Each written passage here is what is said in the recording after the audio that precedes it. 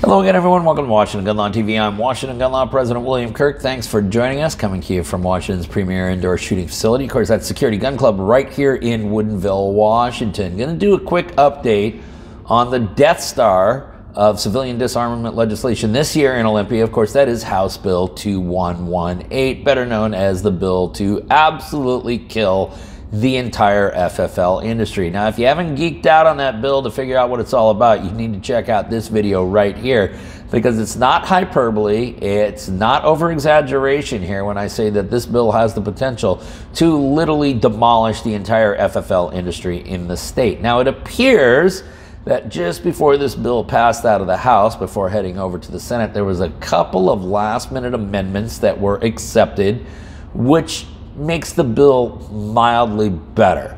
We'll explain it all here in a couple of minutes. So today, let's spend a few minutes and let's talk about the worst gun bill in Washington gets mildly better.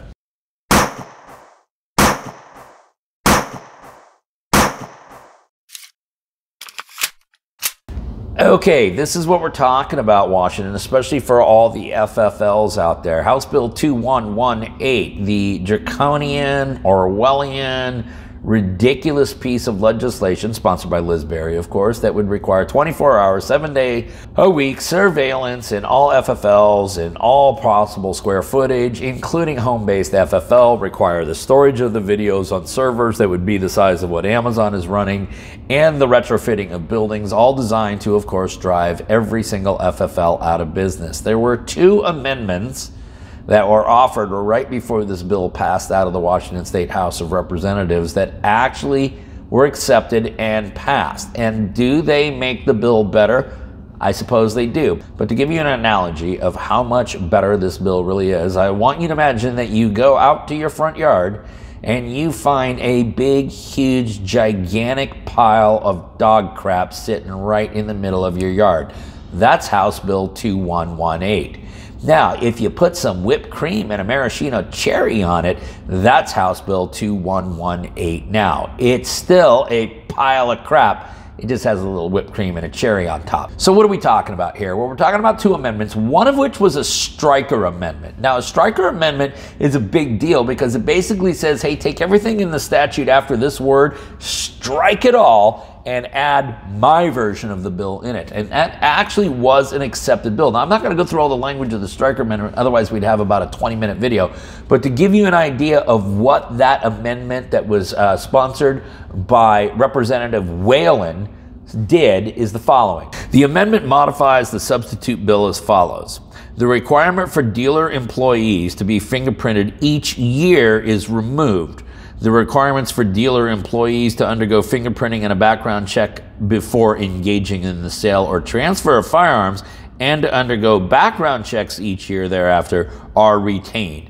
And that was a good thing because, shockingly, you see, once you got your employees fingerprinted, yeah, their fingerprints don't change. So why would we need to fingerprint them every single year? The striker amendment also did some other things, including firearm storage requirements are modified.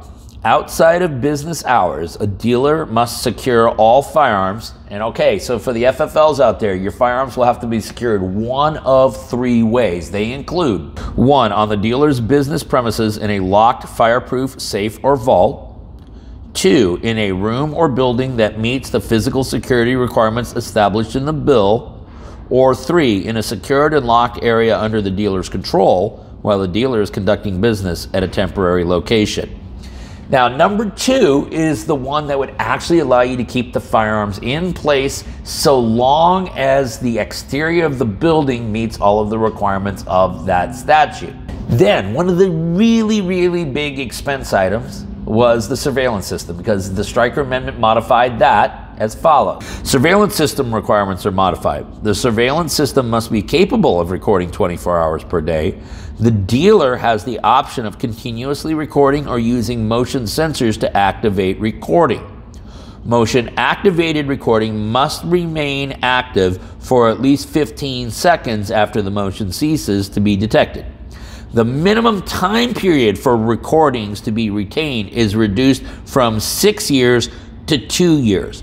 That is a big deal. That is still a ton of storage, 2 years of videos, but it is 1/3 of what the state was originally requiring. And that would, if this bill becomes law, provide at least some cost relief to all FFLs. There was more amendments, including the provision requiring dealers to allow agents of the Washington State Patrol access to the dealer's surveillance system when the agent is inspecting the system for compliance is removed.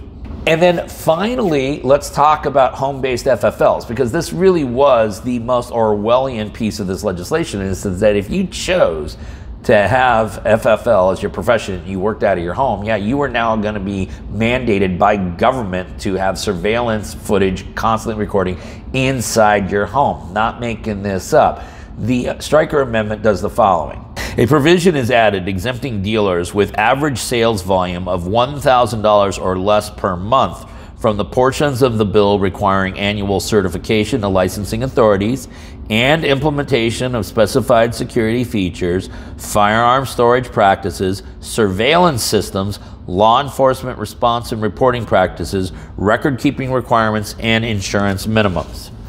So yes, a big exemption now for home-based FFLs whose monthly sales are less than $1,000 a month. Well, I got news for you. If you're using an FFL as any kind of a business, even if it's a part-time business as a hobby, one would hope you had sales in excess of $1,000 a month. So candidly, I don't really think this is going to exempt any home-based FFLs. Then there was one additional amendment that was sponsored by Representative Walsh out of the 19th District, and that further tweaked the recording requirements. That was also approved by the House, and that amendment did the following. Modifies video recording requirements by providing recordings of areas where firearms are displayed and points of sale must be retained for at least 2 years, and recordings of interior views of exterior doors, windows, and any other entries or exits must be retained for at least 45 days. So yes, did some dents get put into this legislation? Yes. Is it more tolerable? Ever so slightly. Is it still a big steaming pile of crap that just happens to have whipped cream and a cherry on top now? That's exactly what it is. Folks, it is House Bill 2118. It is passed out of the House. It now moves to the Washington State Senate. There is still an opportunity to try to stop this, or at the very least try to gut this thing, or perhaps even neuter it.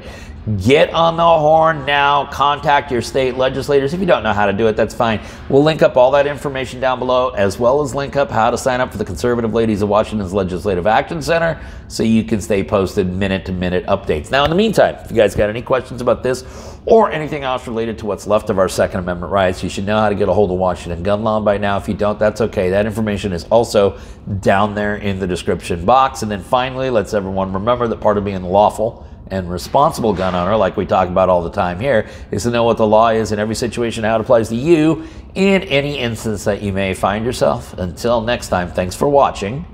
Stay safe.